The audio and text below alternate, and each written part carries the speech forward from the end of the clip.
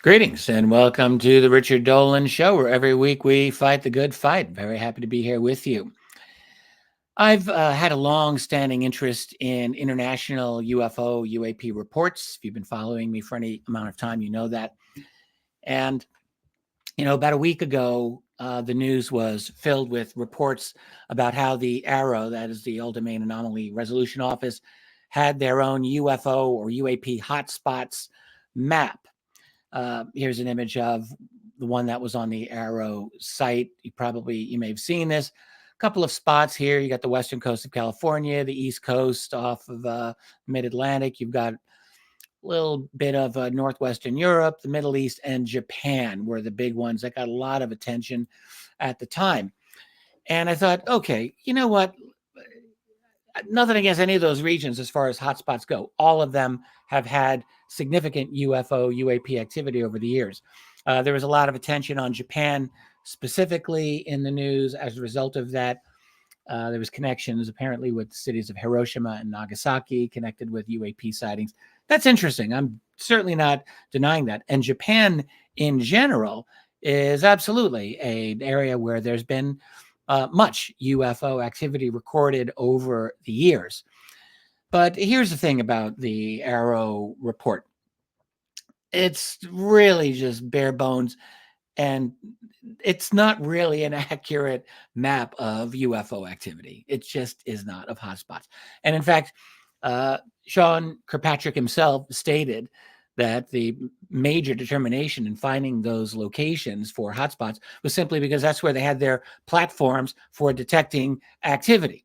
So they had a platform in Japan, they had a platform in the Middle East and on the coasts of the United States and so forth. And that was why those hotspots essentially became hotspots. All of them are legit areas of UFO activity, no question. But are they true hotspots? Well, that's a tougher question to answer. And the data that we're getting from AARO, at least at this point, is not sufficient to make that determination. However, in my own research, now I've been engaged in it for about a year and a half, just about, on recording and collecting and analyzing USO reports, that is unidentified submersible objects, water-based UFOs or water-based UAP. It's been a fascinating project. I'm kind of deep into it now. I will say that my collection of USO cases currently has reached the mid-1990s. I'm going very chronologically. At this point, I've got over 325 specific entries of USO incidents. A few of those contain multiple events, so that might take the total of specific USO events probably to over 350 or so. And actually, I'm still going into finding little databases here and there. I'm just getting more information as it goes. So who knows where this will be by the time I get to the current day. But we're moving along. It's going well. Happy about that. What I've noticed is that the events, the USO events, a few things about them. So one is that there's far fewer of them than standard UFO UAP reports. Far, far, far fewer. Maybe 1 out of 100. We could look into it and do some statistics, but there aren't as many. But that does not mean it's less significant. I would say these are very significant as a subset of overall UFO activity, because we have to realize, just like Sean Kirkpatrick was saying, they're getting their sightings because that's where their platforms are. Well, you know what? That's really where we get UFO sightings in general. It's where people are watching, and people do not live in the middle of the oceans. Basically, unless you're on a tiny little island somewhere, you're not going to be out in the middle of the ocean or in the middle of a lake or, even smaller bodies of water. And so we're unlikely to get a large number of these reports. But I'm going to show you a couple of maps that I've been collecting or creating actually over the course of my research. This is Google Earth, of course, and I just put little pins in areas where I've gotten USO reports that I think are noteworthy, just with the date and so forth. And so that's the Caribbean. Now, the Caribbean, in my opinion, is very possibly the single leading hotspot of USO activity that I have noticed worldwide so far. There's a few others. You've got the California coast, without a doubt. You're looking at the Channel Islands, across from Rancho Palos Verdes, Los Angeles area. You've got the Adriatic Sea off the coast of Italy, between Italy and Croatia. Seems to be fairly active there. Lots of reports. You've got a few other regions that you might not consider. British Columbia, including inland. Keep in mind that region of Canada, really all of Canada, is dotted with an infinite number of lakes. And so there's a lot of water there, and quite a few USO cases from there. And also various parts of the Pacific and Atlantic Oceans, the Indian Ocean also. They all have their fair share of activity. But I would say the Caribbean seems to have, from what I'm seeing, the most specific reports. My current tally of entries for that general area, I think, is 33. That's about 10% of all the USO entries that I currently have. I'm sure that both of those numbers, the one for the Caribbean and the one for the world, are going to become a bit higher by the time I'm done with this project. But it's about 10% of all of the entries that I have.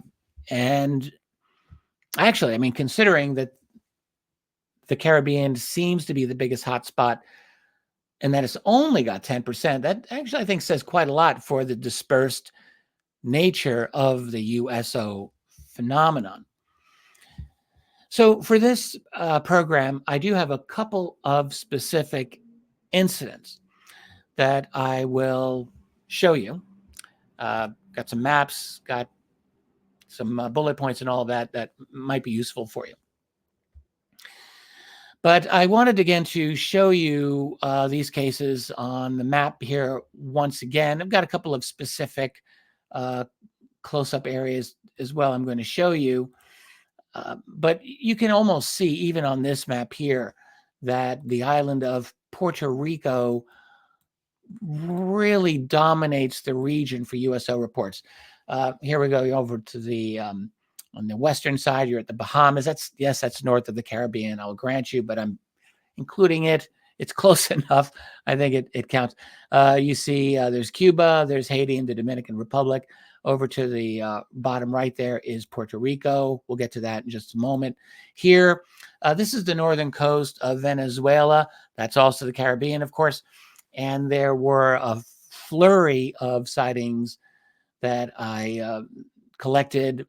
These were from the late 1960s and early 70s. Very interesting. And here's the island of Puerto Rico. You can see, again, many, many sightings, particularly on the west coast of the island, but also on the eastern side as well. The eastern side of the island has a major United States military base there at a place called Roosevelt Roads, and there is a constant number of sightings that take place.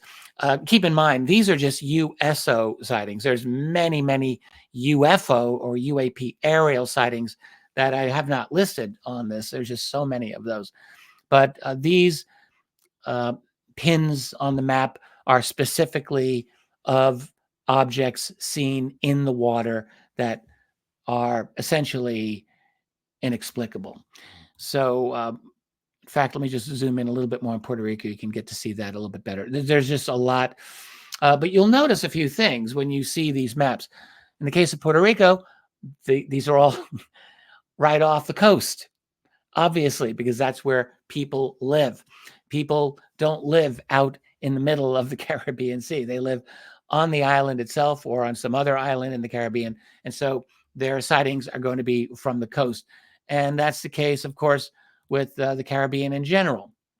If you look at this map here, you will see there are a few pins out in open water, a few.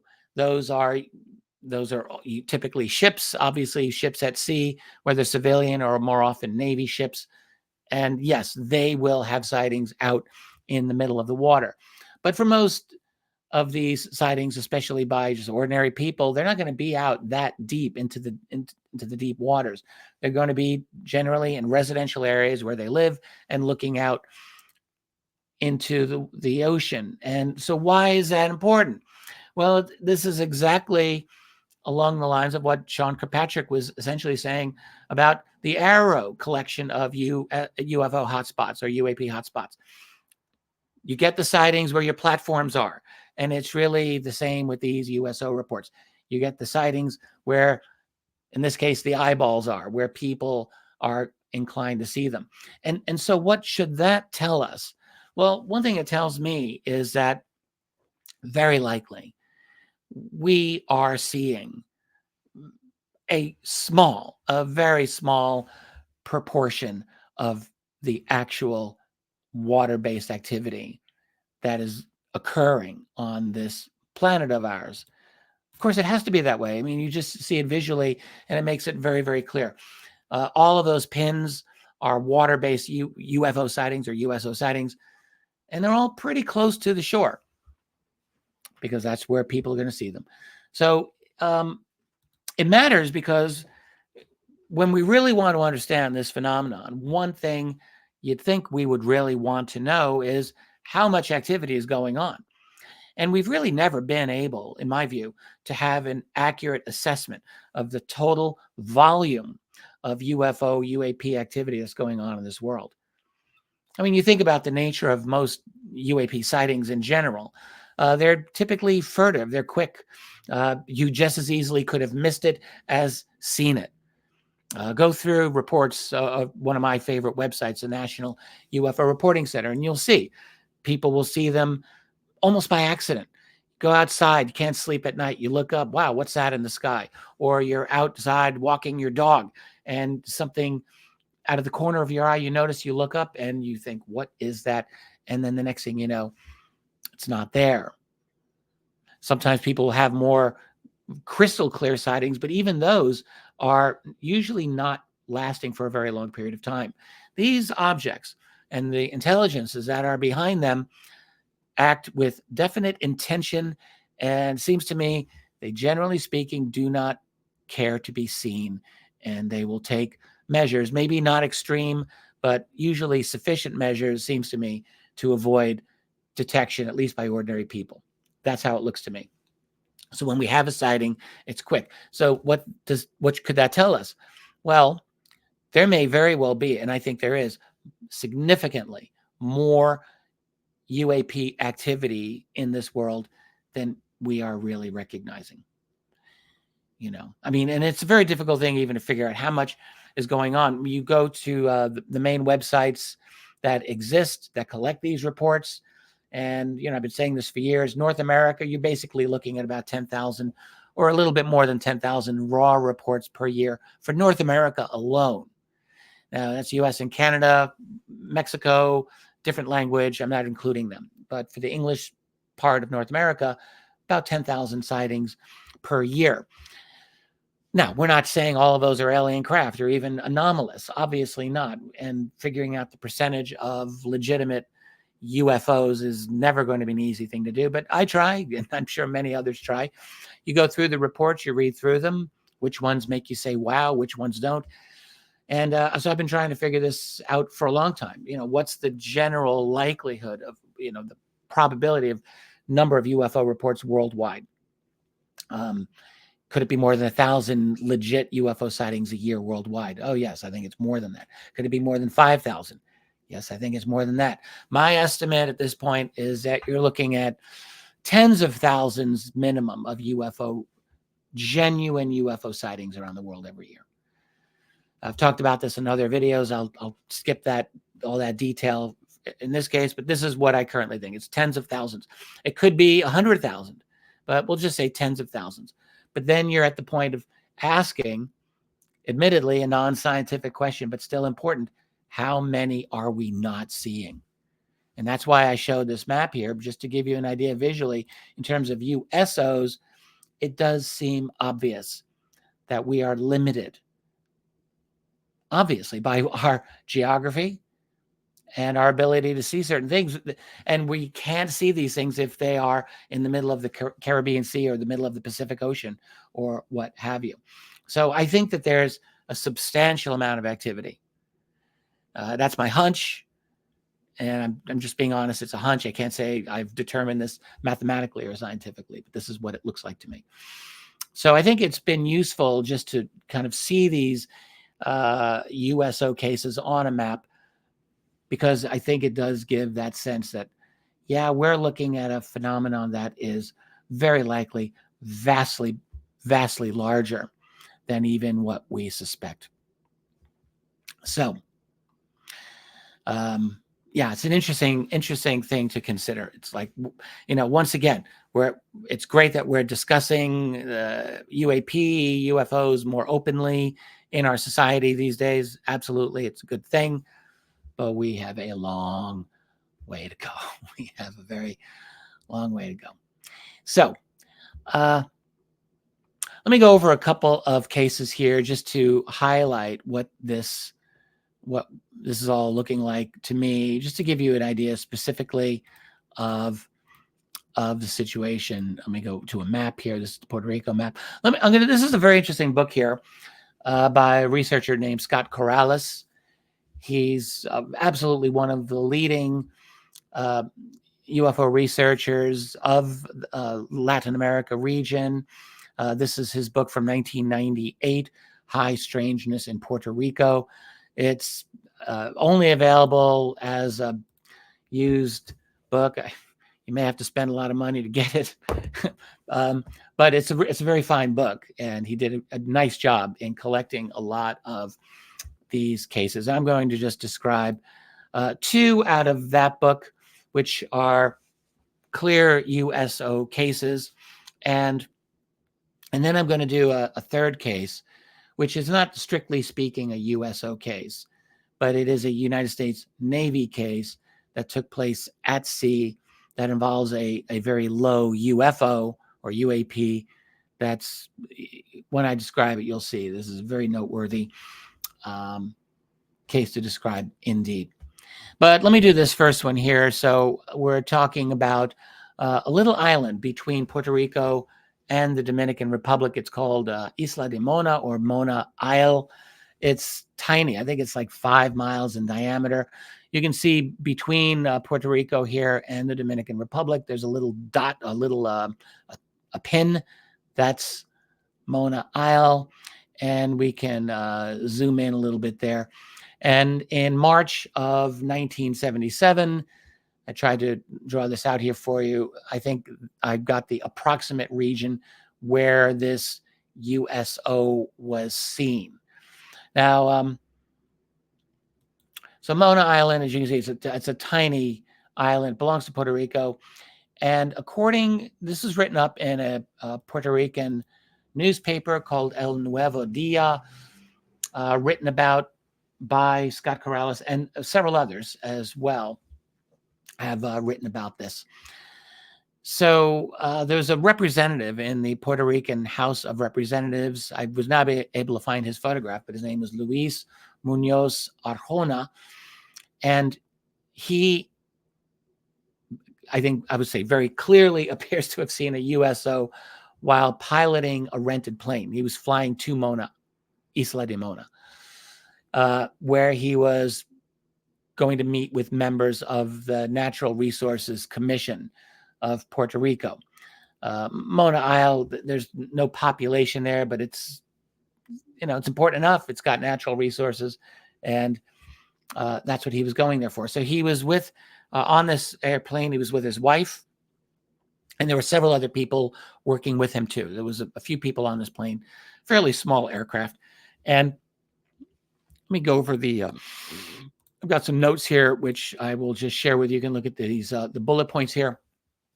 So he's approaching Mona Island when he says, a few minutes before arriving, everyone on board noticed intense beams coming from the depths of the sea. That's his words for this. Everyone also noticed how the surface of the sea around these mysterious lights began to turn into this intense white color. So, okay, that's interesting enough. So shortly after that, they're still flying. They're still approaching Isla de Mona. They notice this metallic looking oval shape object of some sort traveling at the same speed as their aircraft. It was underwater, but it seemed to be just below the surface of their aircraft. It was surrounded, they said, by intense light beams spreading out from below the sea surface. They actually thought, is this thing following us? And just before they get to the island, this object abruptly veered to the left, that is going south in the direction of the Caribbean Sea. And it just sped off, they said, at an incredible speed. And it just disappeared from sight. So that's the event. A couple of days after this, on I don't have the exact date of the sighting, but we know that on March 17th, 1977, the Puerto Rican House of Representatives established a special committee. It had 5 members, including Arjona. He was one of them, and 4 others. And their mission, this is incredible, was to delve into all of the aspects related to the presence of UFOs on the island of Puerto Rico. Can you imagine? It was called House Resolution 151. And one of the statements in there was the Puerto Rican people have a right to know the truth about this matter. And when that happened, by the way, you had UFO groups in Puerto Rico and in the United States who very, very enthusiastically endorsed that measure. We're talking J. Allen Hynek. We're talking Jim and Coral Lorenzen of the Aerial Phenomena Research Organization. The heavy hitters in American ufology were on top of this and supporting it. But of course, and not surprisingly, the initiative had some detractors, wouldn't it? You had opposition party leaders saying this is wasteful, this is stupid, foolish. There was a lot of ridicule. And as it was it Corrales or one of the other writers noted, one of Jorge Martin in another article stated that one of the key groups attacking this was the federal government of the United States. So you get that, and obviously that project that did not last long. They were just overwhelmed with negative publicity, negative comments, ridicule, and I think nothing ever happened from it. But it was a heck of a sighting, a very interesting one. And I mean, it's interesting because here you've got a local politician. Look, politicians, especially in the 70s, they're not going to want to be associated with UFOs in any way. That's the kiss of death. But the man saw it. His wife saw it. People he was with saw it. It was important. And it was important enough that he helped to initiate this committee to look into the matter. And so I think we can say that that's a legit case. I've got another one here from Puerto Rico, an area known as Aguadilla. And this is on the northwestern part of Puerto Rico facing the Dominican Republic. I've got an arrow pointing to it, as you can see. And this is another one that Scott Corrales wrote about. And I've got some bullets here. I'll just share these with you. A local fisherman of the region, his name was Inocencio Cataquet. And he, again, you get this with a lot of these cases. We don't always have specific dates. We'll have months. We'll have approximations. Why is that so? Well, it's pretty simple. A lot of these USO cases are not reported right away. You get some dedicated researchers who go in after the fact. They find witnesses. The witnesses, oh, yeah, I saw that 5 years ago. I can't remember the date. That's typical. And so you get a lot of vagaries with some of these cases. But be that as it may, Cataquet says that in July of 1989, he's in a boat. He's kind of heading toward the deep waters off the island. And the thing about this man is that he was also a professional diver and a snorkeler. And according to his claim, he actually touched a USO when it was underwater. This is a very unusual case for that region. So he's alone. As I said, he's in fairly deep waters, and his boat is about 5:30 p.m. Again, it's July, so it's still light out. He becomes aware of an enormous, shiny object. It's moving underwater. He believed that it was about 200 feet in diameter, pretty large, and it's he's estimating it's about 500 feet away from him. It traveled away from him, and then he said it turned itself off. That was his words. So at this point, all he's seeing now is a very slightly dark form beneath the water. He can't see much else. So this is the amazing part. He decides I'm going to get my flippers, I'm going to get my mask, I'm going to get my snorkel, and I'm going to dive in for a closer look. And that is what he does. So he said it was about 25 feet under the water. And as he approached it, he realized it was kind of roundish in its overall shape, but flat on the bottom and kind of curved along the top. He goes further and he gets right over the craft. He says it was a kind of dark gray or an ashen gray. And then he touched the object. He said it did not seem metallic, but he actually said it was almost like porous, like touching sand or cement. He said that when he touched it, he felt that it was somehow absorbing water, like sucking it from the top, which he said was full of tiny little holes. He could feel the suction on his hand, he said. So he came up for more air. He goes back down, and this time he's swimming beneath the object, which he said was about 3 feet from the sand at the bottom. So when I read that, I'm like, okay, well, I don't know how deep these waters really were. So he wasn't super far out, but he was out far enough. And he said underneath, he felt it expelling water from beneath as if it were like sucking the water from the top and expelling the water from the bottom. At least that was his observation. He said he noticed fish swimming around him. He's looking at the environment. They didn't seem to be freaked out by the object. And then suddenly the object lit up briefly. He was nervous, but he stayed there. Like, that's an incredible moment. He's there, he's checking it out, it lights up, then turns off. And then about a minute later, the entire object lit up again.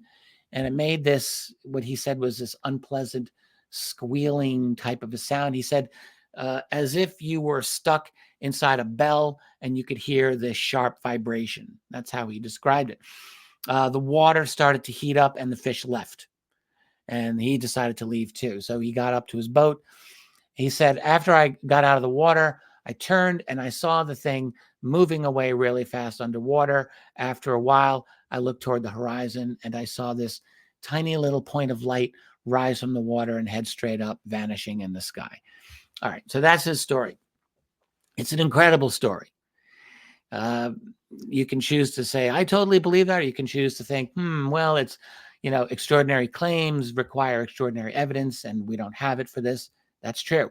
I will note one thing that was pointed out by the USO researcher, Carl Feit, who unfortunately is no longer with us. But Carl looked at this, and one of the great things that Carl did all the time was he really was interested in studying the effects of UFOs on water and vice versa, that interaction in physics and in terms of how they work with each other. So he had a lot of information about this. And what Carl noted, he said the whole suction at the top and the expulsion of the water at the bottom, in his opinion, was very much in line with what he had come to see in this whole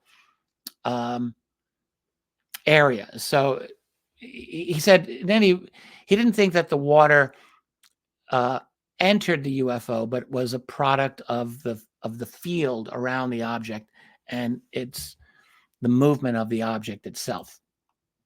But it is interesting because with this witness, Kataket, he's said, like, I'm feeling it getting sucked in, and he said, I'm feeling it getting pushed out at the bottom. So it's an interesting thing there. But so that's that story. So those are two, in my opinion, legitimate USO cases. At least you know that they're The description is very clear cut. These are objects in the water.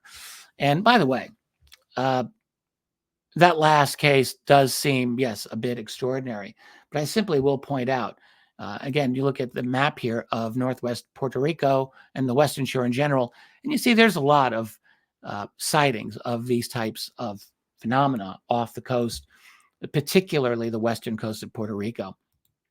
And so my inclination is to think that something happened. I wasn't there. None of us were there. We'll never really know, but I think it's an interesting story.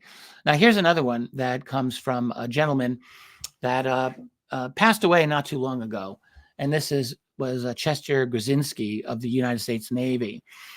And there's a picture I found of him from, I think, from probably the 1970s. Grzinski was a young 18-year-old crew member of the USS Franklin D. Roosevelt. It's an aircraft carrier. And I think Grzinski really turned out to be a rather important individual in the history of the UFO subject in general.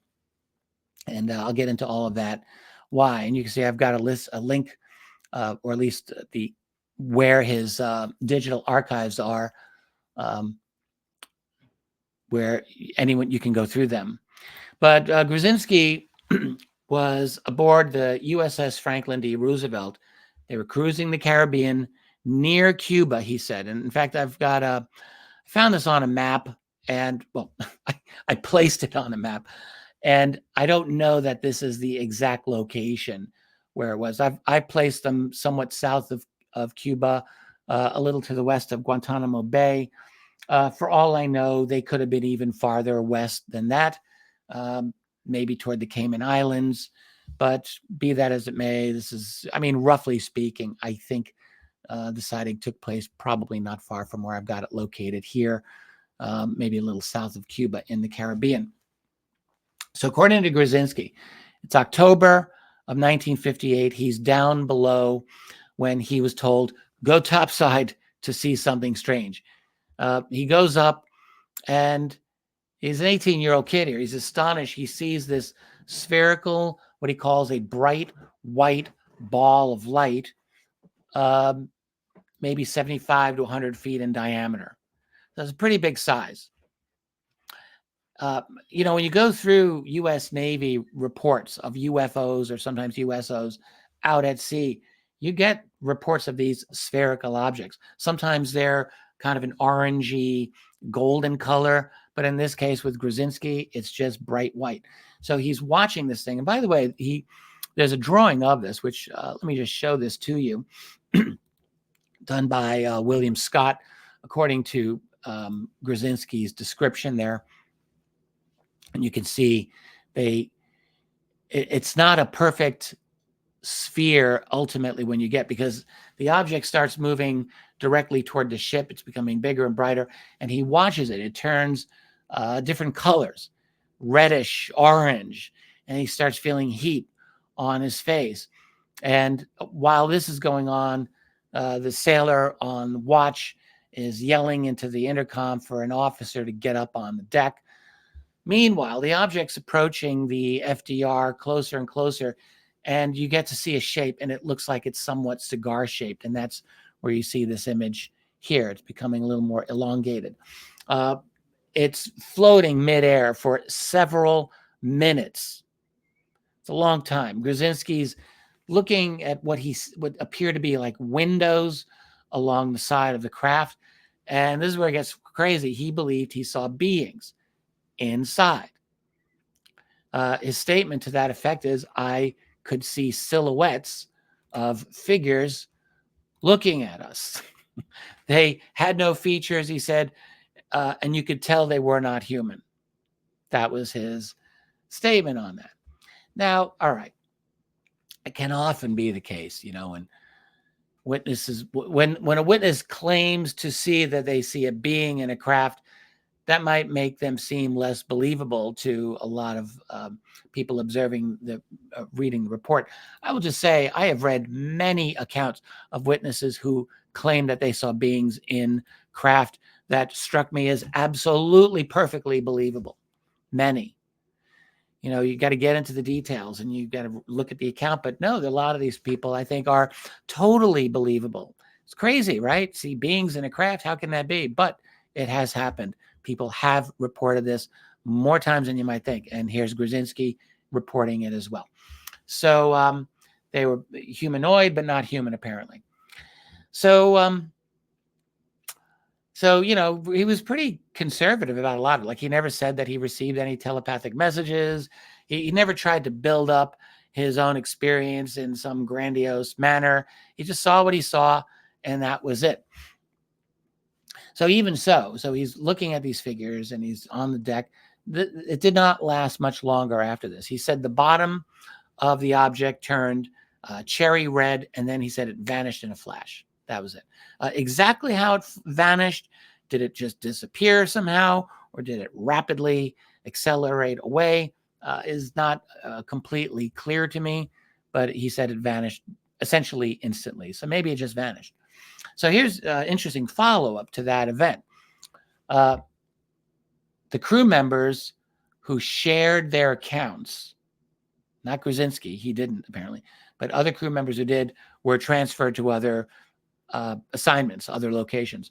And then Grzinski said not long after this, the CIA boarded the ship under the guise of investigating some supposed gambling problem on the ship. Grzinski is like, that was a smokescreen. There wasn't any gambling involved on our ship. And he never altered his position that the events of the CIA, it was all part of a big cover-up. That is exactly what his position was on it. Now, here's the interesting thing about Grzinski and why he's actually quite significant in the history of UFO research. And that is because as a result of this, Grzinski, he's one of these folks, like, you become a witness and sometimes you get the fever and you want to learn everything you can learn about this. And you do all the research that you can do to learn everything about it. And so what Grzinski did, this was him. In later years, he became very active in communicating with other former crew members of the FDR who also saw UFOs or USOs in connection with their Navy service. And at this point, I believe I am aware of 5 such incidents with the USS FDR alone with extraordinary UFO or USO events.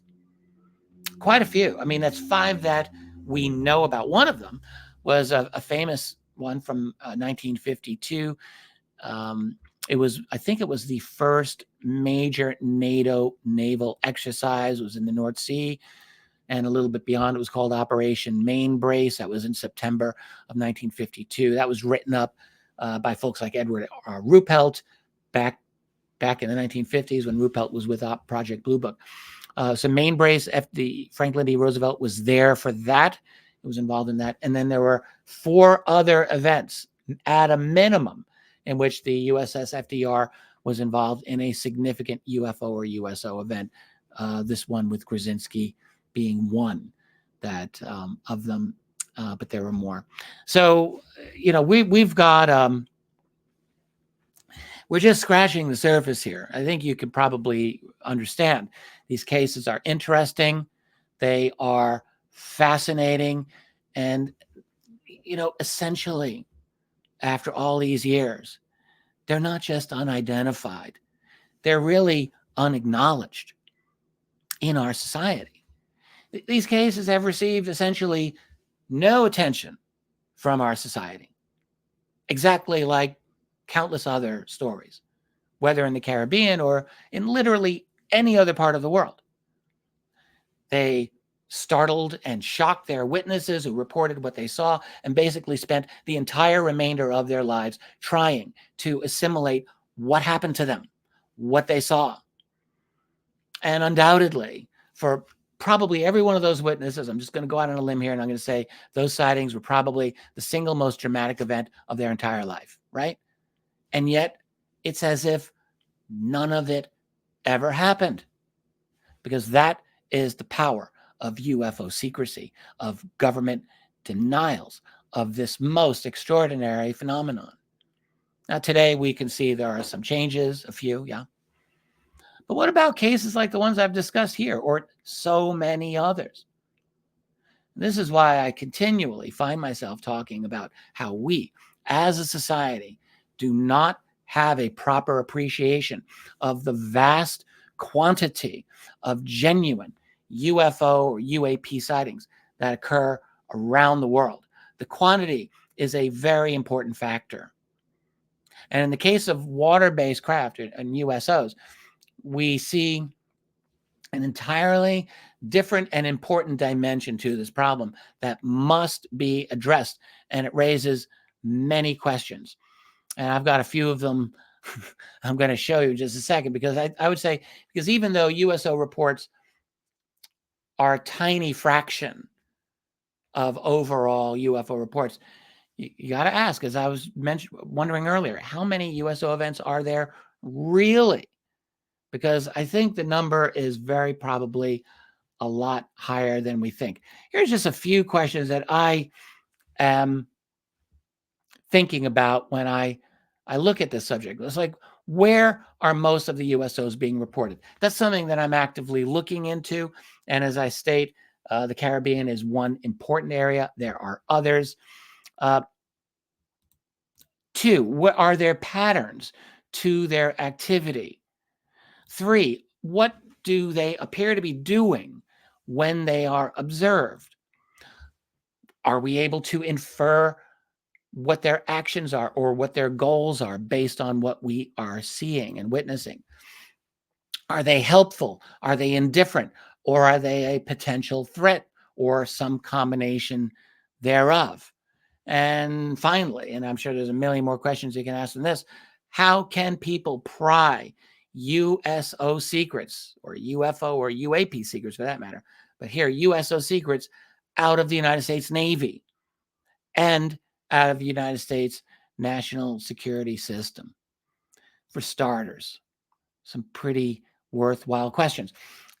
We're going to need to keep coming back to these questions. What I can say for now is that it looks to me that there is definite, intelligent, and purposeful activity by these objects, that they are interested in major naval craft of the nations of the world, most definitely that of the United States, and definitely that of other nations as well, but certainly the US.